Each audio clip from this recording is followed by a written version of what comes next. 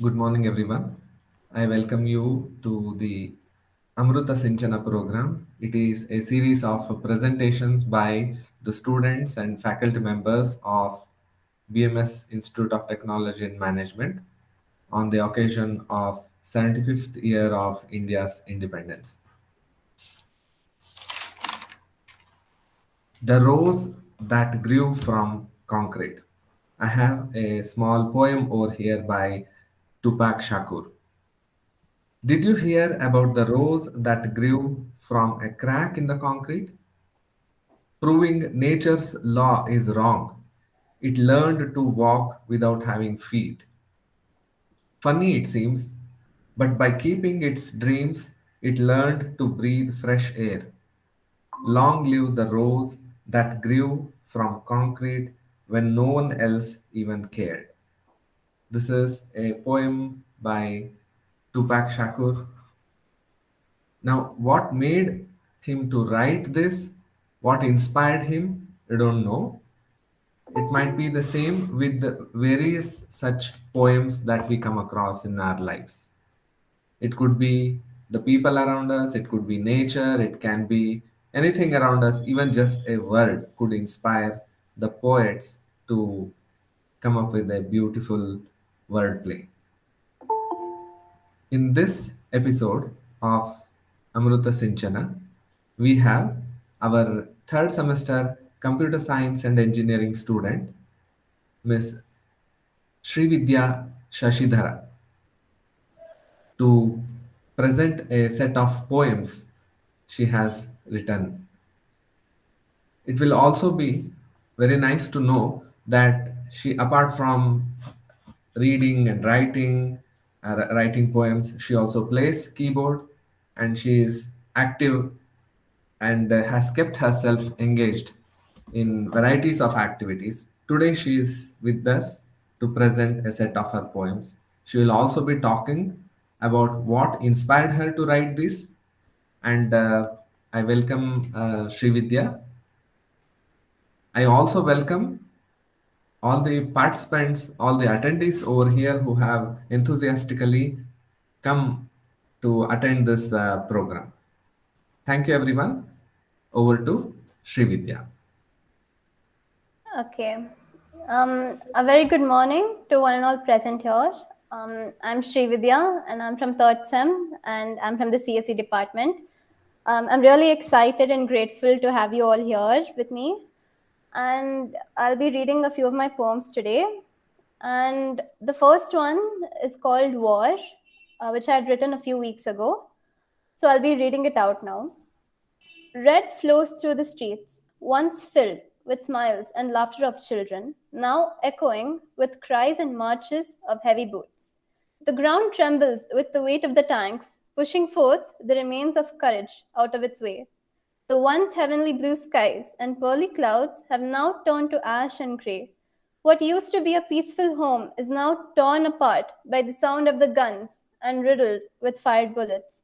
What used to be a country full of health and goodwill has now ruptured itself with malnutrition, disabilities, and injuries. The shrieks of those who are burning and bleeding under the ground are dampened by the bone rattling commands of the military. Steady, boys, ready, aim, fire. Missiles are now disguised as fireworks. Raging fires wear the mask of a sunset. Migration and refuge now veiled under the ambiguity of traveling. There are people out there who no longer have a home to live in.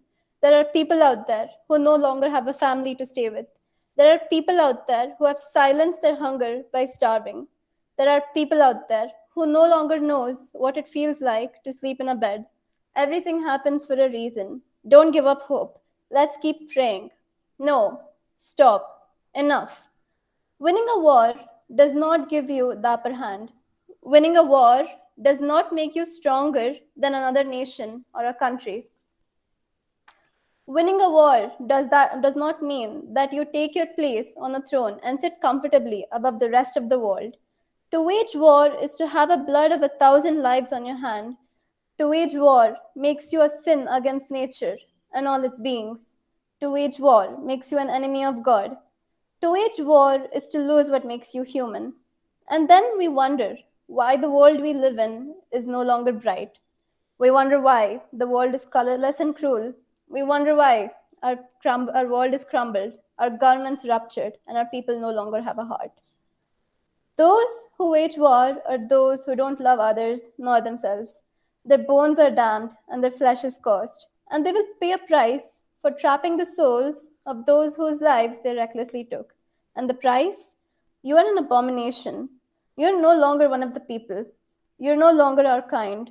You're no longer human. You're no longer us.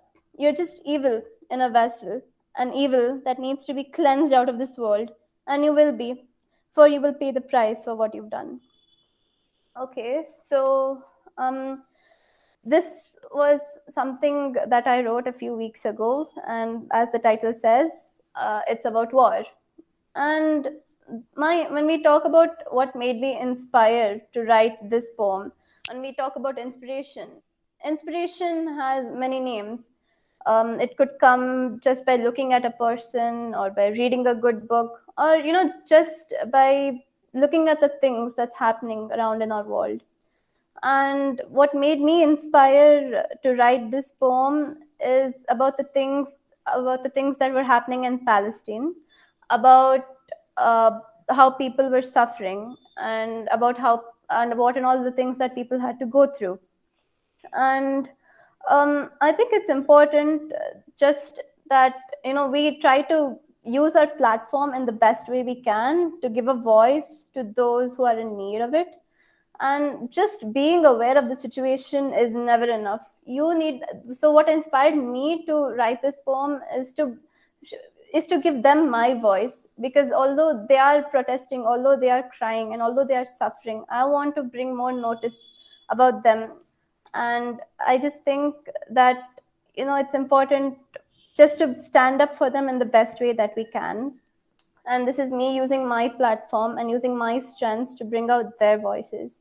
And and I'm not afraid to speak up, even if it means that I have to stand out, because if nobody speaks up for the people suffering in Palestine, then no one else will. And it's our duty and it's our responsibility as a human being to uplift other human beings, and that is our sole purpose, to exist in this world. So, and it's not just about Palestine. And if you just look at the recent events in Afghanistan, they are equally disturbing. So, this is what made me write this particular piece of poetry. And so, it's basically the people who inspired me to take this step and to move forward, and hope that we will be able to make our world whole again. So, thank you. This is one poem.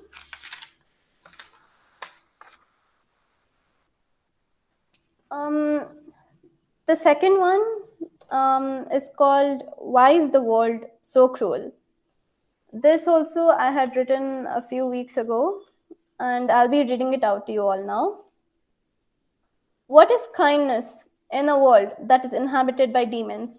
What is appreciation in a world that swarms with critics? What is grace in a world that feeds off of corpses? What is love in a world where there is no warmth?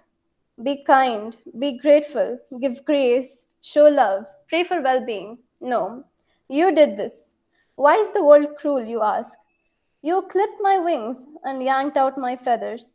You pierced my back with an arrow when I was a doe as I bent to quench my thirst. You declawed me and hung my striped skin against your wall as your most prized possession. You carved out my horns to use them for ashtrays. You stripped me of my scales, leaving me to bleed and dry, which today you call belts and wrap around your waists. You complain about your bodies, yet take away my beloved blubber without asking, only to turn them into eccentric oils, glossy soaps, and scented candles. You shot a mother protecting her bear cubs, only to seal her head against a barricade and earn yourself the title of a brave man. So the next time you ask why the world is so cruel, think about the times you recklessly chased those four limbed creatures. Think about the times you butchered those horn headed horrors. Think about the times you skinned those coiled serpents alive. Think about the times you melted the frost of the Antarctic. Think about the times you thawed the home of 1,000 flippers. So the next time you ask, why is the world so cruel? I give you one word: you. So, this is also a poem that I had written a few weeks ago. And as the title says, why is the world so cruel? The image that I had in my mind while writing this poem is about animal cruelty and illegal wildlife trade and poaching. And coming to my inspiration about this poem, for those of you who know me quite well, personally, you would also know that I am a very huge animal lover. And when I was a kid, I used to watch a lot of Discovery channels like Nat Geo and Animal Planet, and I was so impressed and blown away by the knowledge that I used to gain, like the knowledge I would just look and watch. And it's interesting to know how fast deers could run, or how well tigers could hunt, or how well reptiles like snakes or lizards could just camouflage into the background. So at that age, all of those things blew my mind. But I was also aware that hunting and poaching would still take place, and it still is taking place. And even though we don't see it a lot, just because we don't see it doesn't mean it's not happening. So my inspiration is for this poem is to just give, like I said, just to give a voice to those who are in need. And obviously animals can't speak up for themselves, so this is what I'm trying to do. I'm trying to bring them into the frame. And we don't, of course, nature, we're very blessed to have nature in our world. And it's our responsibility to protect it and look after it and care for it, and above all to love it. And if we don't do that, we will be bringing all of nature's good things onto the brink of extinction. And we don't want that. And if this continues, one day we won't really have a planet that holds all of its nature and its wildlife dear. And like I said before, I'll say it again. It's our responsibility to speak for those who can't, and to give a voice and to make it ring and echo. And although whether you're an animal lover or not, all of the things that are living in the world is a part of our lives, and it's our responsibility to look after them. So yes, this is what made me write this poem, Why is the World So Cruel? Because I'm just speaking up for the animals, I'm just validating their feelings, because not all of us can really picture it, or not all of us can really feel something unless it happens to us. So it's important to just use your platform the best way you can to give a voice. So this is one poem that I had written, Why is the World So Cruel? And I hope you like it.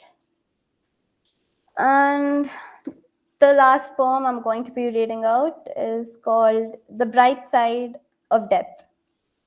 Okay, so we often portray death as a dark cloaked figure, the one that feeds off of our pain, the one that manifests itself in our sorrow, the one that dwells in our tears, the one for the reason behind black umbrellas on a rainy day.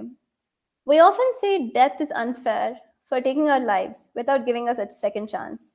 We curse it for not giving us enough time. We plead and pray as we stain our cheeks with clouded eyes. We often ask the same questions: why are you so cold? What good do you do? You take the wrong lives. What did I do to deserve this? And above all, why do you only bring pain? Before you contradict, listen to the ringing echoes of solitude. Death doesn't take pride in its work. It is despised and hated by many, but it pushes on working, accompanying our loss on a journey we are blind to. We don't realize that death is just trying to hold the hand of our love to ease their pain and comfort them in time of agony. Death doesn't give you a reason to draw the finish line, it gives you a reason to live, a reason to push forward, a reason to be stronger than you were, a reason to show yourself that you are worthy of living your life the way you want to, a reason that you shouldn't stop what you're doing or stop being who you are, no matter who is or isn't part of your journey. So, the bright side, it stands as tall as a guardian, that in the after, its presence shall be your compass, a guide to steer you to a place where you are one with yourself. To many broken dwellings, this hooded figure is a hope on a stallion, freeing them of their sins. To others, it's an indefinable justice that is not hindered by the scathing curses of deeds it has not done. So rest your forked tongues and calm your displeasure. Send your love and warmth to the soul crossing the bridge, for death takes pleasure in the light and hope. Remember that death doesn't just snatch away the souls of the ones that thrive to make the world a better place. Sometimes death really is a second chance, shrouded in mystery, but given to only those who are willing to perceive and follow its boulevard. Okay, so this poem was also written a few weeks ago, and my inspiration for this was actually the pandemic, the COVID pandemic. Since ever since the pandemic broke out, there's been a lot of difficulties, and I'm pretty sure all of you are aware of that, and you might have well experienced it. And it's not just about the income or health, it's about losing the people that we love, losing the people that you love. And many of us, it can be really hard to lose someone that you love, because we miss them every day and we think that we will never be able to forget them, and that's true. But I wanted to portray death as something positive, because I believe that whatever happens in our life, everything happens for good, and there's always a bright side. And even if you can't see it always, you just need to look a little harder. And that's what inspired me to write this. I didn't want people to think that they are alone. I didn't want people to think that they aren't enough, or that their life is over just because they lost something that they loved. And I wanted to write it in such a way, so I portrayed death from death's point of view. Although death isn't really a living person or a thing, I know it just happens as an event, but I wrote it in such a way so that I wrote it thinking, what would I say if I were dead? I wanted to portray death's point of view here. So just know that there's always a bright side to things, and sometimes bad news is actually good news in disguise, and there's always a rainbow to every corner, even if you can't see it. And just know that you're not alone. Just know that there are people who love you and care for you, and whatever difficulties may come through your way, you will always be able to push through and get through it. And this message is just for those who needed to hear it, and just to radiate positive energy as much as possible, or just to inspire you to think a little differently, and to think about the things that you feel about death, and just to portray an image in your head, and to use your own imagination and to be creative in your own way. So inspiration has many names, and it can be anything that you see.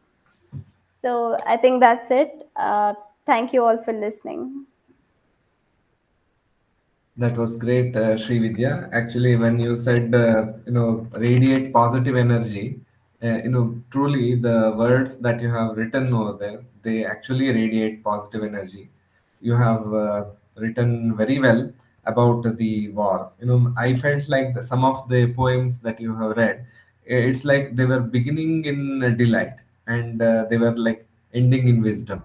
So that's what I observed. So keep going, do well. To wage war is to have 1,000 men's blood, so that's very intense. You have actually kind of felt that, and portrayed that through the lines that you have written.